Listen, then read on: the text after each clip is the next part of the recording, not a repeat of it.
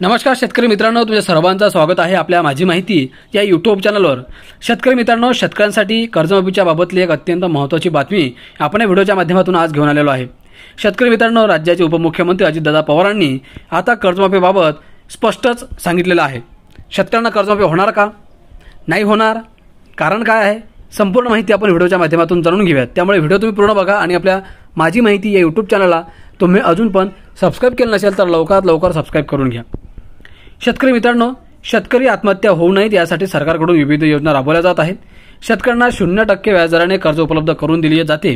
योग्य वेळ आल्यावर कृषी कर्जमाफी दिली जाणार आहे। आमच्या जाहीरनाम्यात याचा समावेश आहे, त्यामुळे योग्य वेळ कधी येणार ते आम्ही सांगू। सध्या लाडकी बहीण योजना आणि 20,000 कोटींची वीज माफी देण्यात आली आहे। पुढील पाऊल उचलताना सगळ्या गोष्टींचा विचार केला जाईल, असे राज्याचे उपमुख्यमंत्री अजित पवार यांनी आज सांगितले।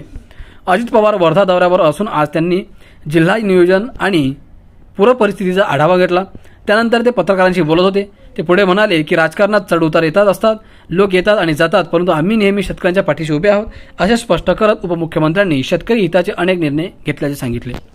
आपल्या भाषणातील पूर्वीच्या वक्तव्याबाबत स्पष्टीकरण देताना त्यांनी म्हटले की मी मागे चुकीचा शब्द वापरला, त्याची किंमत मला 10 वर्षे चुकावी लागली। त्यामुळे आता प्रश्न विचारताना त्यावर चर्चा करू नका। मी शेतकरी आहे, पाणी शिल्लक असलं तरच पिकाचं नियोजन होतं, यात मी काय चुकीचं बोललो, असे त्यांनी उपस्थितांना प्रश्न केला। दरम्यान स्थानिक स्वराज्य संस्था निवडणुका डिसेंबर-जानेवारीमध्ये होतील, तेव्हा नवीन प्रतिनिधी येईल। केंद्राच्या योजनांचा आढावा घेण्याचा अधिकार खासदारांना आहे।